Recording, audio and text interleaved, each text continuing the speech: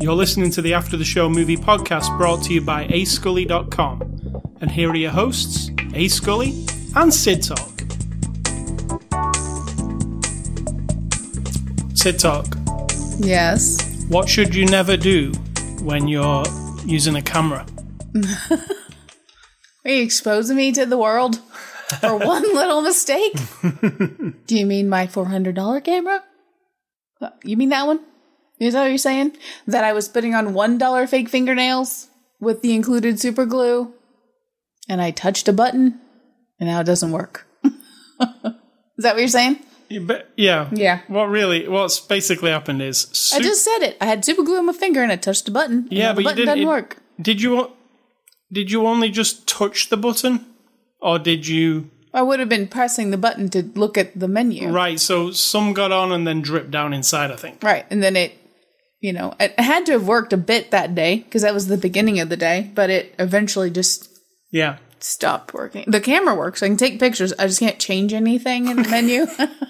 And it's not funny, except that it's only my fault. It's easy to blame companies and products for being shitty. This was just me doing fingernails in the car to go to my friend's daughter's shower to take pictures, and I had the glue on the finger, and I went to take a picture. I think I was actually taking a picture of the fingernails in the car, which is really, I was in a loop there.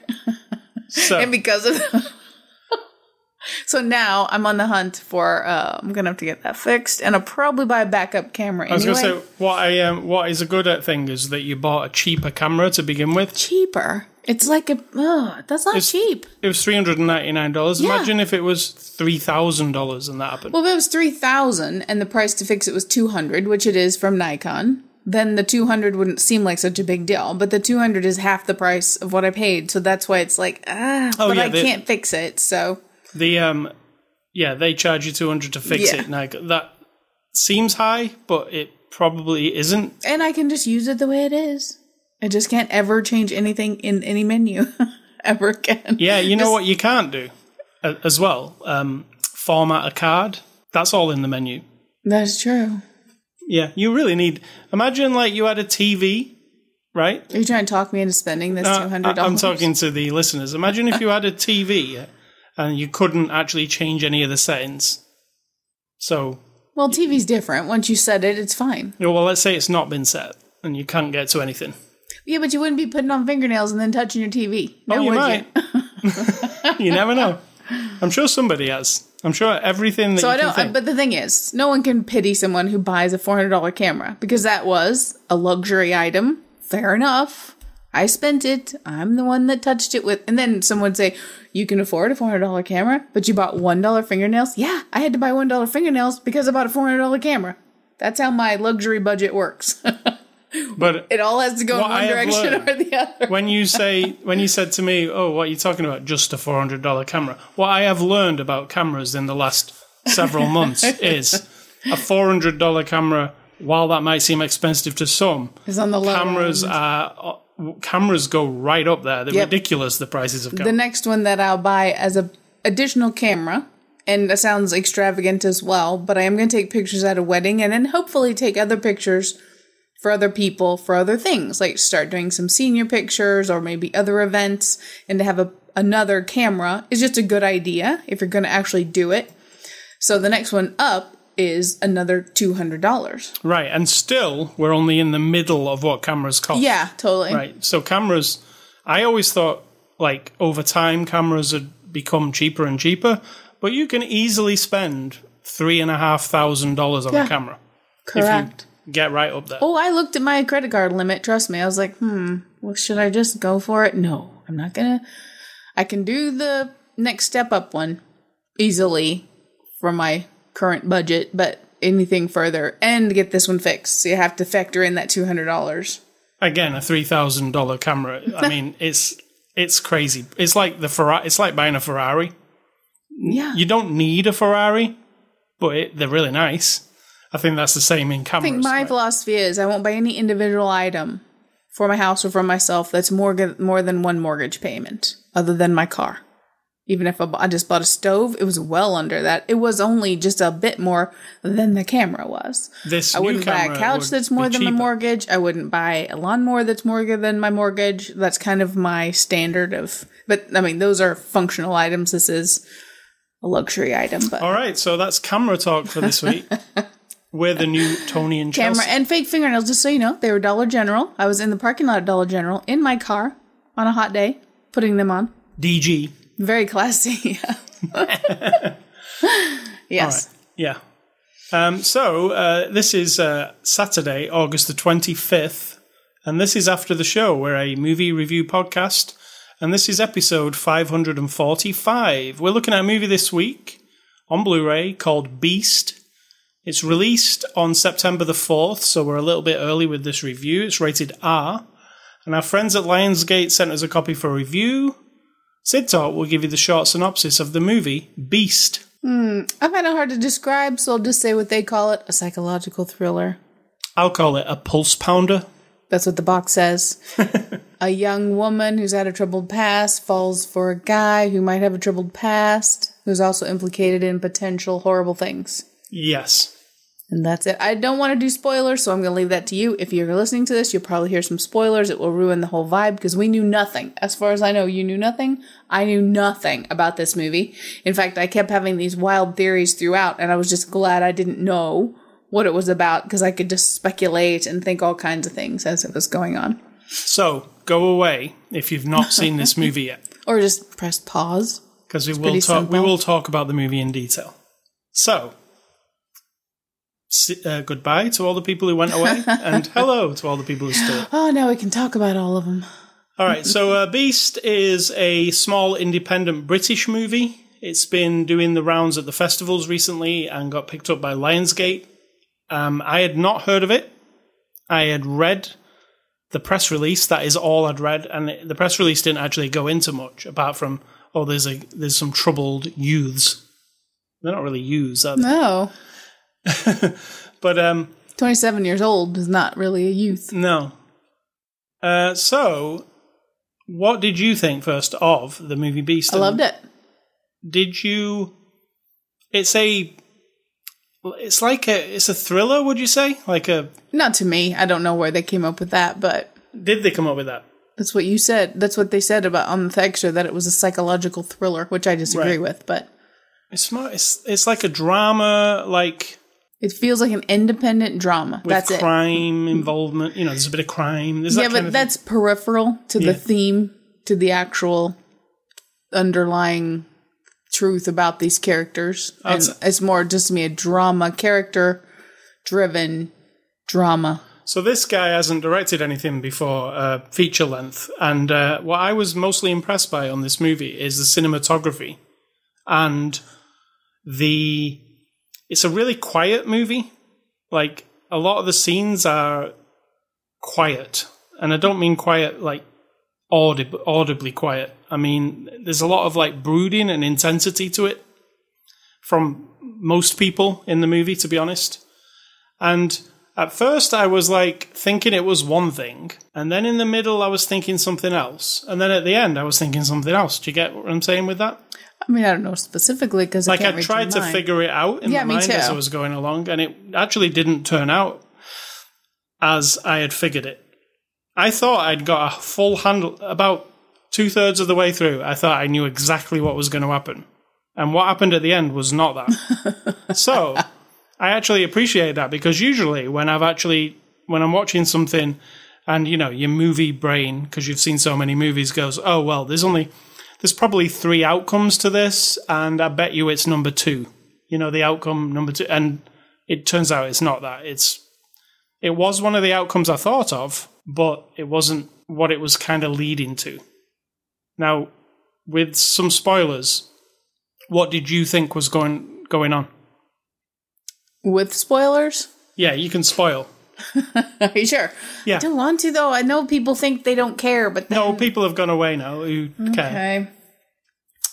My initial thought was we're going into fairy tale land, but in a very indie way. Because of Beast was one of the things for me. Beasts, yes.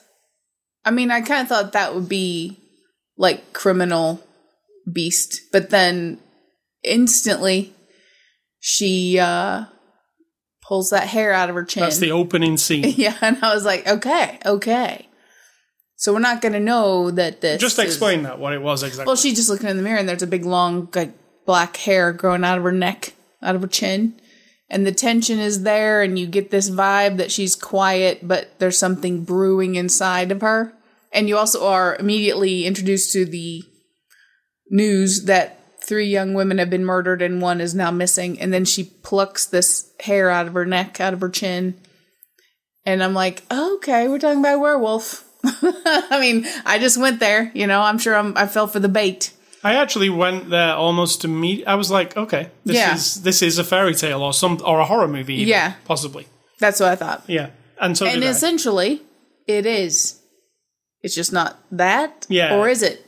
See, that's the thing, right? You still don't know.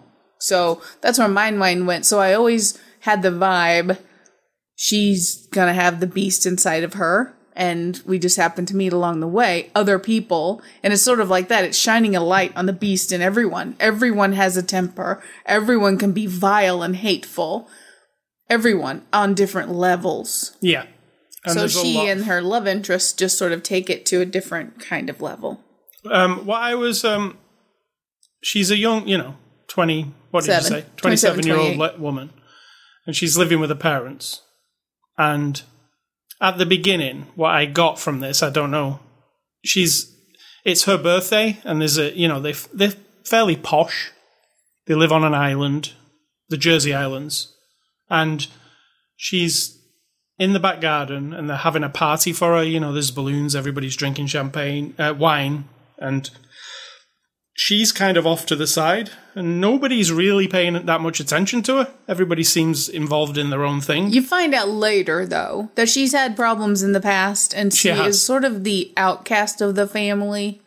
Yeah. And so everyone they're very, very rich and very, very snobby. And so the idea is, in fact, that party wasn't for her at all. It was so her sister could announce her own pregnancy.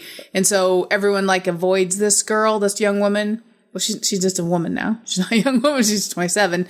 And that, you don't know that till later, but that called back to them like, oh, that's why they're all just like, oh, do we really have to go have But during that scene, not knowing any of that, you don't know anything about her apart from she pulled her hair out of her neck. And the music and the vibe, though, is like something's brewing. Yeah. I mean, she stood there and she actually says this really cool thing about whales, remember? Yep.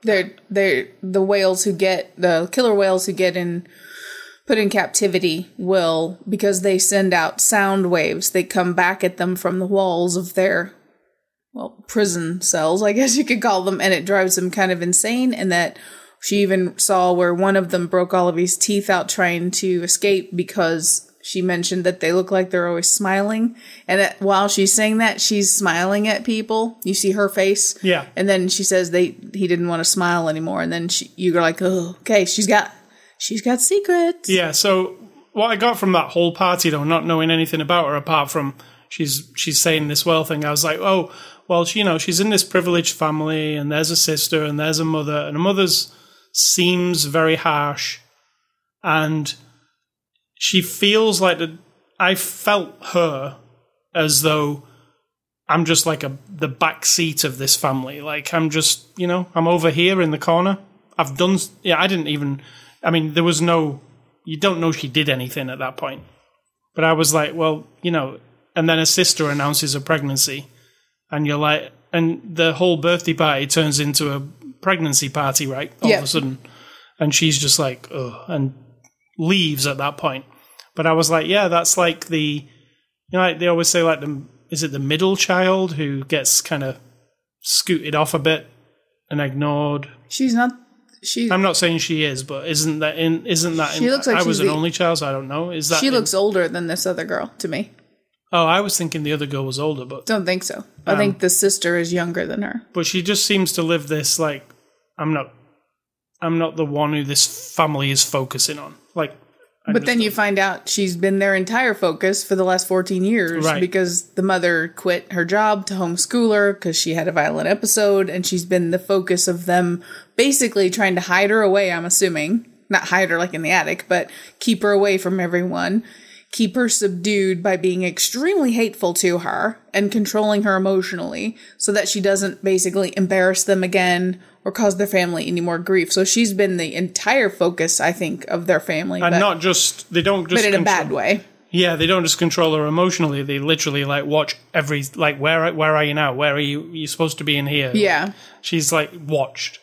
So when she disappears after that party and goes to a nightclub and then one thing leads to another and she meets this guy, what did you think with this guy? Were you immediately trusting of him? Did you... Because he seemed charming, or... You want me to tell you what my theory was immediately? Yeah.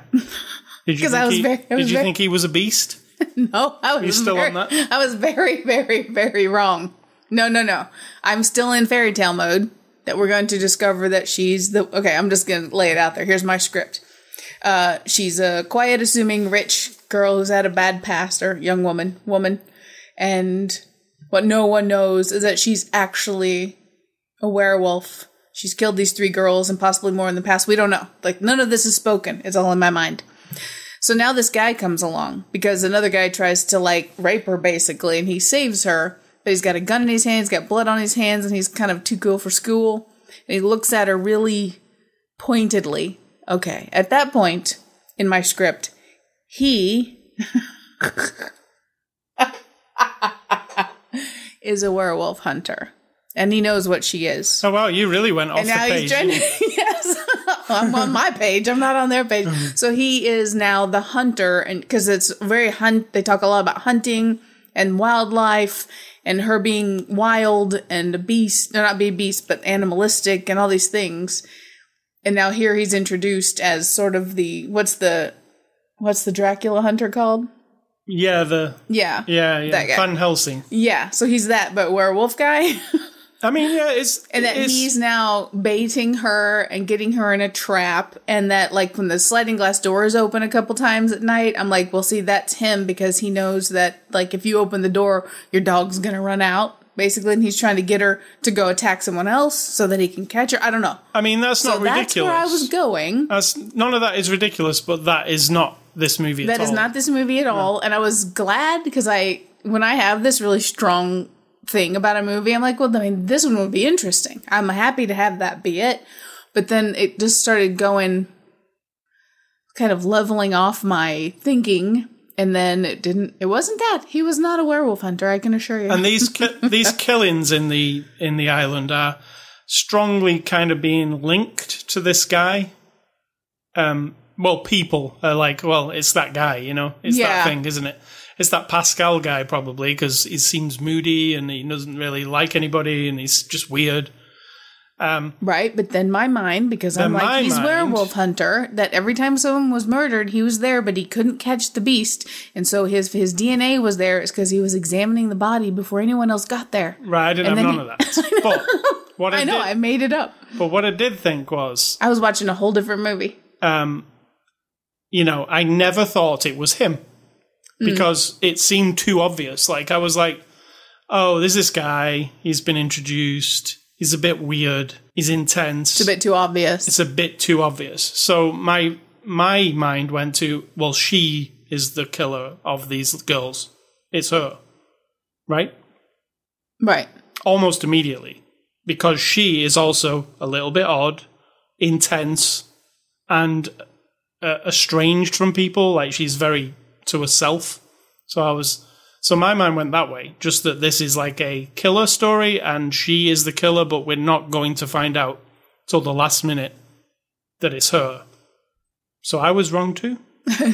That's good though. That's a good thing about movies, that if you're telling a story, and I think I've figured you out because I've watched so many movies and heard so many other stories, and then it's not that. That's pretty good. Yeah. FYI. Mr. Nephew is now on my Facebook. Does that mean he's on his computer? Is this anything to do with this review? No. Just caught my eye. So, yeah, it's not that.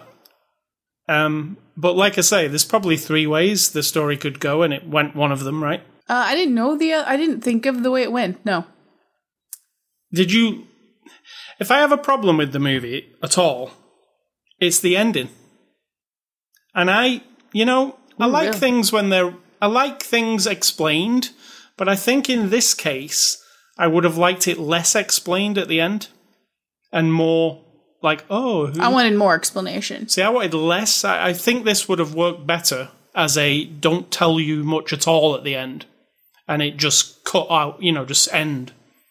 Whereas it goes into like great lengths to explain what happened, which it made it feel a little bit cheaper than it should, like because it didn't need spelling out really. I mean, and like I say, I didn't know who had done what.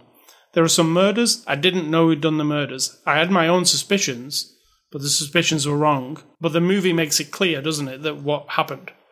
Yeah, but I'm glad, because then there's still the mystery about what, she is. Because we don't know 100%. That's the mystery. Maybe she's Little Red Riding Hood. She's got red hair. Oh, I didn't. Oh my God. You just added a whole new chapter to my. Oh my God. Yeah, how could that not occur to me? That he could have been the big bad wolf and she could have been... Yeah. Oh my God, I'm going to have to watch it again and make up a whole other story to go with it. But... Oh my God. A lot of the visuals and the way it is portrayed, there is definitely... If anybody says when they were making this movie they weren't going for a fairy tale vibe in some way, it does come across that way. Like, to me it did. I was thinking, this is like a really fucked up fairy tale, right? It isn't, but is it? Do you know what I'm saying? Yeah. Because there are weird things in it. There are rabbits, and there are things in it that where you're like, does that actually mean anything? Because he's hunting for rabbits, right? And he's got some dead rabbits in the back of his car, and it makes it very clear to show you there's some dead rabbits in the car. And he also gives her like a book, the rabbit book, which is almost like the way it's presented is like it's a fairy tale book or something, even though it's not. So there's a lot of these like visual things where you're like, oh, this is kind of a weird fairy tale, right? But then when it comes to it's not actually that, right? Or is it? Exactly. Because that very last shot of her with her very striking red hair looking at the camera, it looks like Hansel and Gretel or something. It's like, or is that just your mind playing tricks with you? Like going, oh, well, I've seen things in this movie that lead me to believe it might be a weird fairy tale.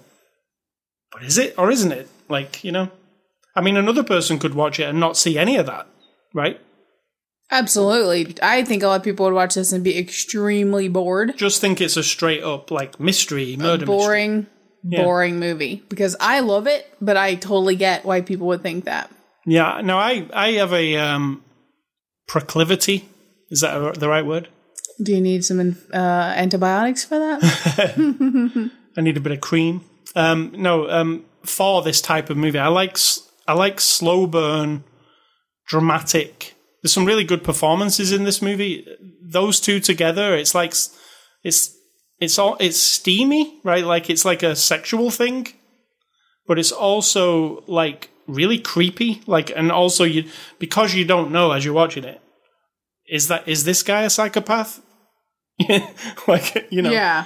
Is she in danger or is he in danger? Like, that's what I kept thinking. Whenever they were together, while it felt sexy, it also felt like somebody is in danger, right? All the time. When he first comes over to the house to fix that bench, and he's smoking in the house, and then he wipes that thing off her face.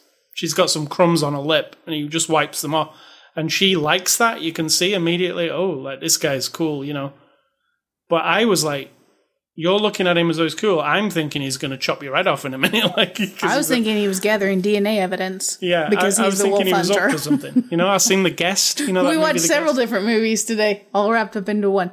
Yeah, but I guess that's why I really like this, because it kind of leads you down the garden path a bit. If you've watched any movies, which you all have, it does that thing where you're watching it going, okay, I've seen this movie before. He's the thing, and that's the deal. But that's very deep. I'm being vague there, but it takes you down that path. I've seen this movie before. I know where this is going. I know, okay, he's coming into the house, he's making himself at home kind of thing. You know, he's very confident. He doesn't seem bothered by the mother. And, you know, The Guest, I told you, the movie The Guest, that's how that, you know, this confident young man turns up and he turns out to be not quite what he seems. That's what I thought this was, but it isn't that. Oh, it is. I mean, it's not quite what he seems, but... It's really not what he seems, but it is the vibe that you get. You kind of aren't shocked as the thing unravels. And there's some really great scenes between them two. You know the scene where I said, "Oh, I hate it when people order food in a movie and don't eat it." That scene in particular, it was astonishing. I thought, you know what I'm saying? Mm-hmm. That, you know, she's pretty much offering herself up like fully, like everything about her. And it's just like a really intense moment, and there's like a really the waiter's asking, "Are they okay?" Like in the background, you can hear him like saying, "Are you okay? Do you need like mayonnaise or ketchup?" But this like super intense thing is taking place between them, and it's just really. I just thought that was really well done. The way he was muffled, and it was just them eye contact between each other because it felt realistic. We've all had intense discussions as we sit at a dinner table and the waiter comes the world's still over there doing its thing. But you can't. Exactly. So I love that. I loved the scene when they first met, actually, and when he fired his gun and they locked eyes on each other. You know something's going to go down almost immediately. And then there's the scene where he goes to see her sing because she's in a choir and she's singing at this like village fete. And you know that guy they're being violent over there, those guys. What do you suppose was happening over there? I mean, they thought that he was... Yeah. You know, did sharp objects come into your mind quite a bit during this movie? Not even once. That was one trajectory I didn't go on. Sharp objects came into my mind so many times, and, you know, it was related to the mother. I kept thinking, oh, okay. I did think there are lots of bad mothers in fictional stories, but I didn't really think. I probably was thinking of her because she was in one of the previews. Also, the lady who plays the mother in Sharp Objects, right? And in Sharp Objects, you know that episode that we watched a few weeks ago where they have the recreation in the back garden. That was almost like this place, you know, and it's just awkward, and everybody's trying to, you know, the part where he was they went to the dinner and he was wearing jeans as well. Like it was a really posh place. Oh my God, that was like so uncomfortable. Yeah. There's just a lot of that in this movie. It's the scenes are really intense. Everybody plays it really well. I can't really fault the acting. Oh no. I think it was really good. I mean, there are times when throughout the whole movie, performances, writing, mood, the slowness of the editing, at times it was up its own ass. I can't deny that, even though I really enjoyed it. It was trying a little too hard at times to give it that, what was it called? American Honey, or, like Sharp Objects, or some other, or even like, True Detective, you know, like trying to get that grunge and that, like, I don't know, the very bassy music and the like, dun, dun, dun, dun, dun, I mean, it does a lot of that, where the camera just lingers and there's like sunshine coming through the window. Yeah, and sometimes it's like you're just doing that trick to evoke this thing, which is what video is all about, for us to see pictures and tell us a story. But at times it felt a little forced. So if I cut those out, trim them down a bit here and there. Even the performances at time were just a little bit pouty from her, even though I really liked her. Just a little bit. Yeah, I mean... Because here I'm thinking she's a werewolf, so she was kind of being a little too calm. So your fantastical version of this, does the actual version of this let you down then? Because you were expecting that? No, not at all. Because, I mean, I like being wrong when I'm watching a movie when what it does is like, whoa. Oh. No, I didn't mind at all. In fact, if it had gone my way, I'd probably been like, yeah, obvious. You see on the front cover of this movie, it says, "Beast, be careful what you unleash." It even makes it seem like a horror movie. Correct. That cover, if I looked at that cover on Netflix, so I was browsing through, I would think this is a horror movie. Yeah, but I mean, the idea is correct. because the guy says horrible things to her, who says he likes her, but then he quickly turns and becomes a jerk. And then the guy she falls in love with quickly turns into a jerk. Her mother is a jerk. Her sister is a jerk. Passive aggressive, but a jerk by telling the police waitress. Guy is a jerk. That's what I was talking about. The guy who likes her. Yeah. The lady who interviewed her in the police, she was also had her like crossing point where she flipped a little bit, and she's being professional, and then all of a sudden she turns into her beast, her version of the beast. So I think it's just that. Yeah. Everybody is that, but what you don't want is for whatever these two are. Right. Because at one point she cuts her hand and it doesn't hurt her. And then he messes with it and he's like, that doesn't hurt. And she's like, no. And it's like really horrible cut on her hand.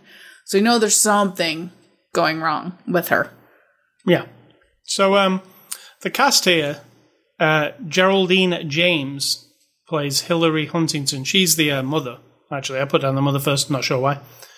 We've seen her before, right? And that's where I said she reminded me of Sharp Objects Lady, but she's not. She's been in a lot of stuff, including Rogue One, actually.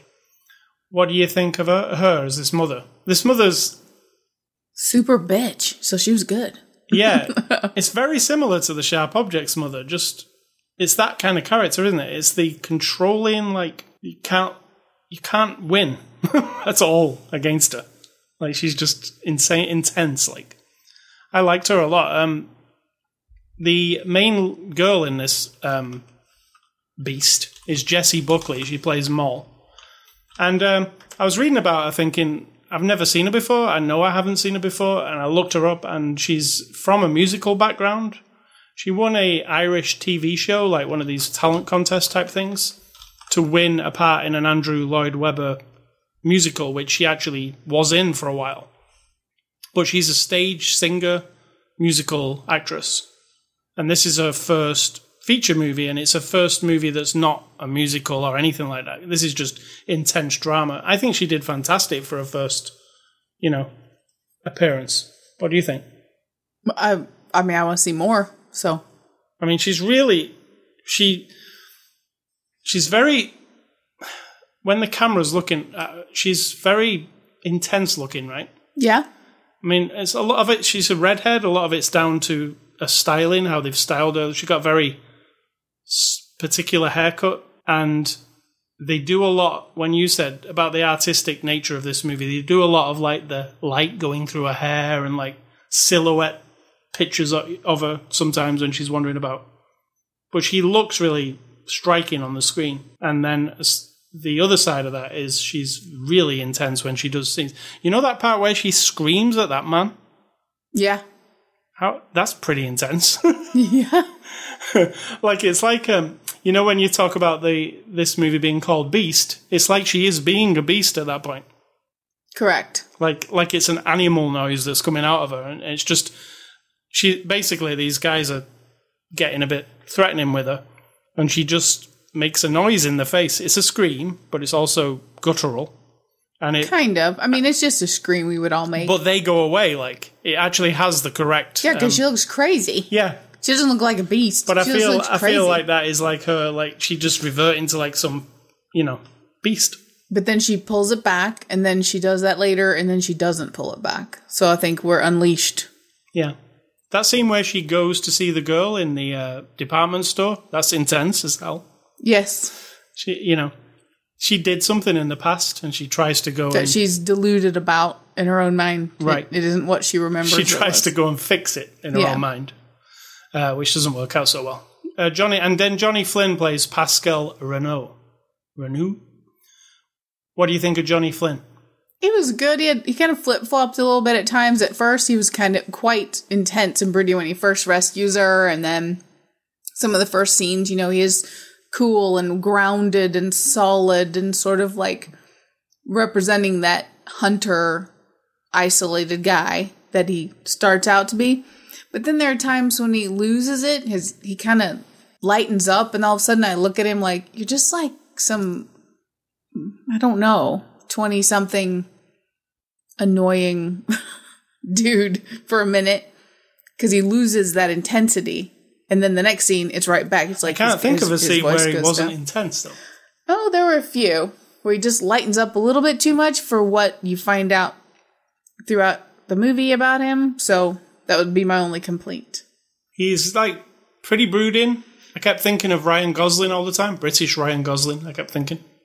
No, not even close. Oh my God, men are hilarious. Just the way the way he looks, the way he kind of is really invested in it, like, you know. But then it goes away sometimes. Yeah. So, I mean, to me, it went away sometimes. But I liked him. I'd like to see more of him, you know. I'd like to see a different character from him to see if that was just a one-off kind of thing. Yeah. This is directed by Michael Pearce, who's directed a bunch of short movies, but never a feature film. This is his first feature film. You know what? For a first feature film, this is excellent. It's well made. Definitely well made. It is. It's actually it's classy looking. Do you get what I'm saying? Like it looks. It's beautiful. I'm sure it. Yeah, I don't think it had a super high budget or anything like that. But it doesn't feel like a. Sometimes movies like this, first features, they come across as like a student film or a bit like cheap. This doesn't. This feels like top notch all the time, like a really high end movie. And I think there are problems with the actual story. Like I say, I don't like the end particularly. I thought it kind of started to fall apart a bit with the car part, you know. I would have liked to not seen that bit, and you know the part where I just said to you, the really intense scene where they're talking at the table. Yeah. I'd like to see it end there. Like, that's where I've just felt it kind of went on a little bit too much. Like, I disagree. I wanted more even after that. Right. So, I disagree with you. So, if I would have made this film, it would have ended at It would have been bad. No, I think it would have been better. No, it would For my taste, anyway. Like I say to you, I'd like a bit less information and a bit more... They can't have much less. They don't actually give up much. Yeah, it's a bit more information, though. No, dinner tells you everything, and the rest is just it's unleashing what needed to be unleashed. Right. So, but like I say, for me, once again, didn't need you're to be not unleashed. correct, but that's okay. So extras on the Blu-ray, you get the making of Beast, a look at Beast, and when you think, oh, look at Beast, that'll be cool, it's actually just a photo gallery, like still photos. Yeah, it's hilarious. Yeah. They're not actually full screen even, so if you've got a small TV, good luck watching those little photos. And there's also a theatrical trailer, so not much. And the making of Beast, it's not much either. It's like 5 minutes long. It's not really the making of Beast, it's a couple of interviews. It's not great. It's just one of those. Also during that making of Beast, they interview some people outside on top of a hill, and it's really windy, and you can barely hear what they say. Yeah, it's funny. So it's like, you got your film looking awesome. Why can't you interview your people indoors at least, or get a good microphone? It's weird. So the extras are not what you would come to this movie for. It's the movie itself.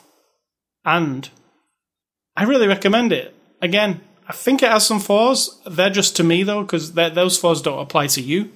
So, but I'd recommend it. I think it's a really intense. What is really great about it is that I've watched so many movies. I always think I can figure a movie out, and I didn't figure this movie out. So that's a win in my book. Yeah, I agree. And you might figure it out straight away, but I thought I had, but I didn't. So, and you would recommend too? I mean, it depends.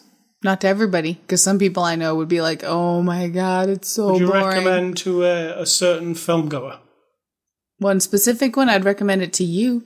I don't know. I just think if you like subtle, quiet, dramatic, highly dramatic, highly unsettling. If you've watched Ghost per our instruction or any of our recommendations, or some of these others that I mentioned. Ghost. You mean with Patrick Swayze? No, the other Ghost Story. Sorry, Ghost Story. And don't even tell your joke. Don't even tell it. Ghost Story with what's his face? Oh yeah, Affleck. Not Ben, but the other one, not Batman. Manchester on the Sea guy. That if you've watched that and that type of movie where it's just you just settle in and let it sort of wash over you, or Tree of Life by Malik or, anything like that, where it's just not about like, da-da-da-da-da-da-da-da-da-da, we're here to Well, this is not avant-garde in any way. Let's not get that. Either of those. Well, Ghost Story, you could say... It's not avant-garde. There's a woman eating a cake for 10 minutes. Or eating That's not avant-garde. Yeah. You don't know the definition of avant-garde, unfortunately. I'll teach you that later. Let's not say avant-garde. Let's say artistic. That's what this is as well. Because this is not like those movies. Disagree. Because the moments of watching her slowly spin, slowly look, slowly walk, the vibe, and the way the shots are composed, there is this, like, brooding...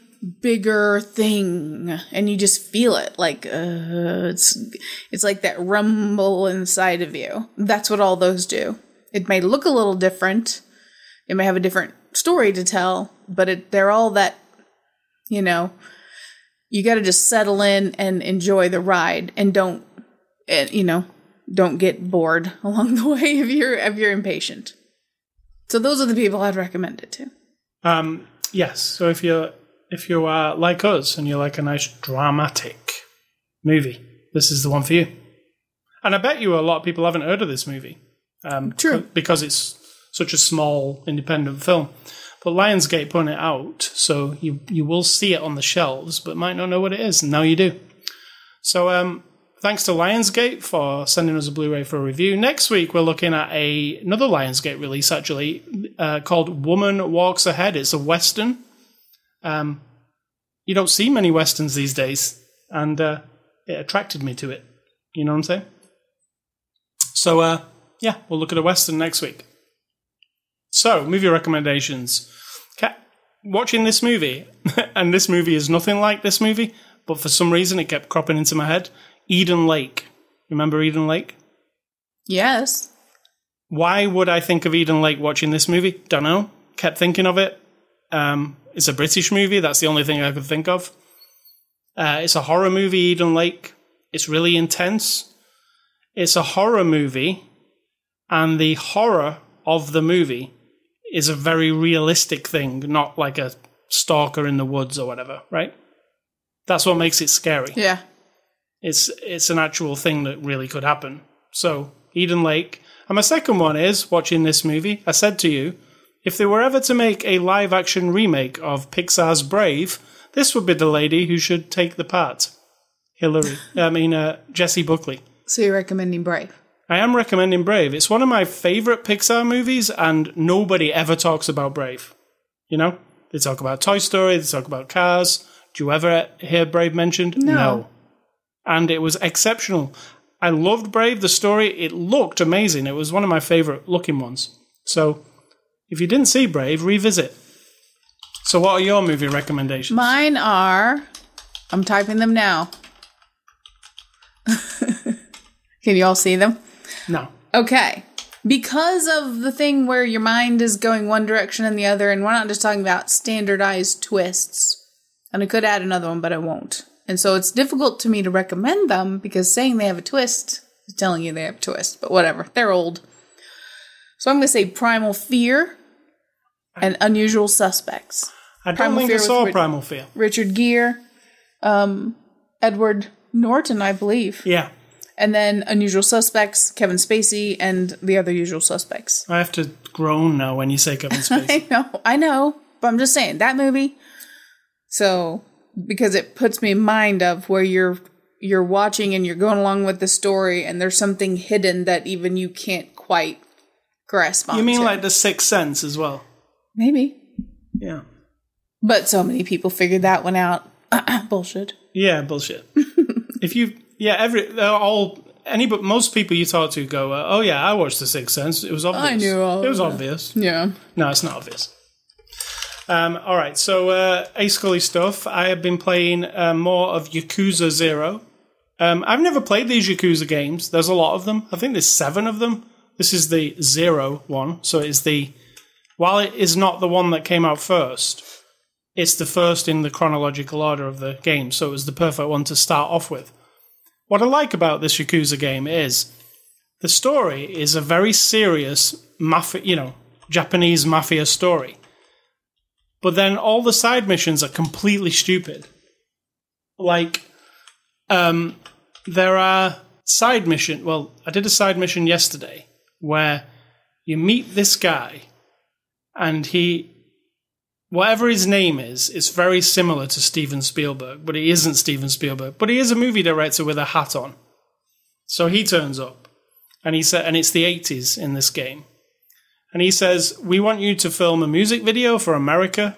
I don't know why, because I am a Yakuza guy. See, these side missions are crazy. And he says, I've got this guy, and this guy sounds an awful lot, his name sounds an awful lot like Michael Jackson, but it's not. So let's say he's, it's a Japanese name, but it sounds like Michael Jackson. So Michael Jackson turns up, fake Michael Jackson, I guess. And then a load of zombies turn up in the street. And then the music video is him dancing down the street doing the moonwalk and me fighting the zombies off so he can get down the street, and Mr. Fake Steven Spielberg filming it. So that's a typical side mission in this game. But then you finish that side mission and you go and do a story mission, and the story mission's so serious, it's like you're watching The Departed or something. So there's a big... You have to just take that leap that this is a Japanese game and there's some crazy stuff in it. Like, there was a mission where I met this lady, and she said, oh, I'm a dominatrix, that's my job. But she's really polite. And he keeps saying, and she's saying, I'm not a very good dominatrix, and then she keeps apologizing all the time. And he has to explain to her, that if you're a dominatrix, you've got to actually drop all that. So you have to kind of, reprogram her. And then she says, will you come and make sure I'm doing okay? So you go to this, dungeon, and you're hid in the wardrobe, and she's doing some dominatrix stuff with this dude, and you've got to make sure, by giving her, signals that she is not polite to him. So, it's just bizarre. Some of the side missions, I'm playing it for these side missions. The main story is cool and everything, but every time I come across another side mission, I'm like, what the hell is this? This is just crazy. So, Yakuza 0, it's by Sega. It's very Japanese. In fact, there's no English language in the game. It's all voiced in Japanese. Isn't it just either it is Japanese or it isn't? Well, sometimes they westernize Japanese games. And then right. This has no English voice recording. It's all subtitled, which is fine, because to me, it wouldn't seem right if they were all speaking English. So, Yakuza 0. Also, what came out this week after a long wait is Shenmue 1 and 2. Now, these are games from 20 years ago? Both, 18 years ago. And Shenmue 1 was one of my favorite games on the Dreamcast. So now you can get both Shenmue 1 and Shenmue 2 on the same disc for $30. And the promise is Shenmue 3 will come out next year, which will actually finish the saga, which we have been waiting 20 years for that game. So Shenmue 1 and 2, while they're a remaster of sorts, then they haven't actually done that much to them. They've made them run on newer computers and consoles, and they are 1080p, but they haven't redrawn anything. So it's all the original textures from back then. So it actually doesn't look very good. Do you get what I'm saying? It looks old. The audio is very old sounding. Back when the Dreamcast came out. It sounds great. Yeah, well, it's probably the best version of Shenmue you'll ever play. But back when the Dreamcast came out, the Dreamcast didn't even have a DVD. It was a CD, basically. It was called a GD-ROM, and it held 600 megabytes a disk. I think it might have held a gigabyte with compressed data. So games back then, the audio was really, really bad. It was it sounds like it was recorded on a telephone. And because Shenmue was such a huge game, there was so much audio. It was super compressed. Now, this new version still carries those original audio files. They haven't actually made the audio sound better. So when people talk, it sounds very, muffled. But as far as Shenmue goes, it is the original Shenmue. It'll probably be the best way to play Shenmue. You don't want to go back and play it on a Dreamcast because, Dreamcast plugs into the TV using one of those yellow cables. it looks awful. So you really want to play it this way. And I'm sure a lot of people haven't played Shenmue 1 and 2. And when Shenmue 3 comes out next year, they'll want to know what happened. So that's Shenmue 1 and 2. You can get them both. And the other game this week is a week of remastered games. Do you remember the Burnout games, Sid Talk? Yes, I like them. Yes, you did. Do you remember Crash Mode in Burnout? Yes, that's all I like. I don't like racing. I like crashing. Yeah. Now, while this game doesn't really have a crash mode, Burnout Paradise was my favorite Burnout game. It was like the height of when Burnout was a great game. In fact, it was the last Burnout game. And it was an open world. There was like events where you had to crash into cars. There was like races. There was collecting all the... Like if you played the game Crackdown, you have to collect all the orbs. Well, in Burnout Paradise, you have to collect all these billboards and smash through them. There's hundreds of them in the level. So it was the first racing game where it felt open world. There was loads of cool cars, things to collect, places to discover, races to do, online multiplayer. But it was from 8-9 years ago. So if you go and play a copy of that now, again, it looks very dated on new monitors and new TVs. So EA have remastered Burnout Paradise, and they've made it in 4K resolution. They have actually gone into this game and redrawn the textures. So it looks like a modern game. It is the best Burnout game. And the best thing about this whole thing is, on consoles, it's like $30. But if you are a PC user, and you already had bought Burnout before, like you probably own the older version, if you go on Origin, you can get the remastered version for $5 at the moment, which is crazy because it is an awesome game. It looks like a brand new game again. It's still got all the licensed music that you probably love from that game, like Take Me Down to the Paradise City by Guns N' Roses. That was the actual theme tune to this game. They didn't lose the rights to any of the music, so all that music's in there, including Avril Lavigne's Girlfriend, which was always a funny one, because it doesn't really match a racing game at all. So Burnout Paradise Remastered, you can get it for $5 on Origin. It's actually a steal for that price. I mean, it's only $5 if you already own Burnout Paradise, the old version. But a lot of you probably do, because they gave it away at some point. Like, if you just claimed it on Origin, if you have a copy of it in your library, you'll get this for $5. So yeah, that's Burnout Paradise Remastered. So, Sid Talk, what is for dinner? Freddy's Veggie Burgers. We're going to call them Freddy Veggie Burgers now. Freddy Burgers. We're vegetarian, so we don't eat burgers. But we're going to Freddy's Steak Burgers and Custard. We're not going to get custard Black bean either. burgers. Black bean burgers from Freddy's, because we do like the sauce and the way the burgers are prepared, and the buns are good, and that fry sauce you love. Yeah, and the little fries that they have are good. Correct. So that's what we're having for supper. All right. And what is your advice? It isn't advice. It is yet another commentary on human behavior. Everybody loves these. Okay. On a different day, I'll talk about how when people say someone is spoiled, like a little spoiled brat or something, how annoying that is to me. I'm the baby of a family. I get accused of it a lot. I have a logical argument against using that term. Likewise, and the one I'm thinking of today is when people go, "Oh, you're so opinionated." Fuck off. Everybody's opinionated. Everyone has an opinion on everything. And if you pretend you don't, you're lying. So you're a liar. Or if you sit there and nod your head, but you're disagreeing with the person, you actually are opinionated, you're lying. You're pretending. So you don't get anyone to have to confront you or question your own opinion. That's fine. Everybody is entitled to express their opinions the way they want. But to try to use it as an insult or a put down or a shut up, because that's basically what people are saying a lot of the time. Oh, you're just so opinionated. That means, would you please stop talking? Because I don't like that you're expressing your opinion because it's different from mine. That's really irritating because you're basically telling me your opinion by telling me I'm opinionated.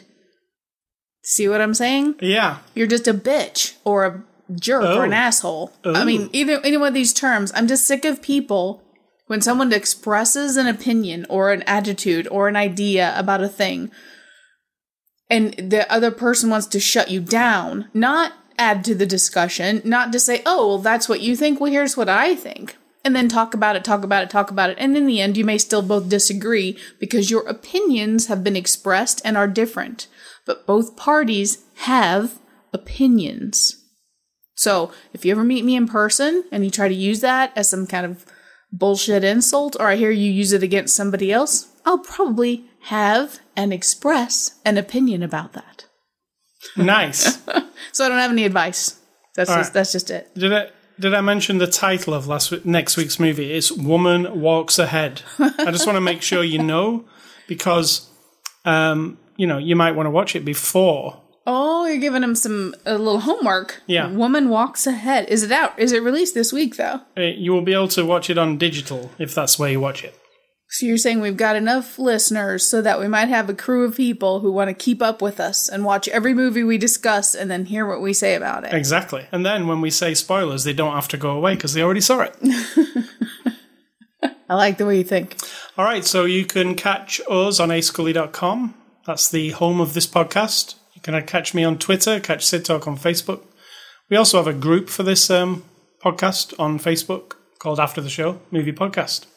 You can catch the podcast itself on the Google Play Store, the iTunes Music Store, RSS feed, ascully.com/podcast. You can go there and you can subscribe in many different ways, including YouTube and Amazon's device. Just say, go up to your Amazon device, walk up to it slyly, sneak up, and then say, Alexa. A-word.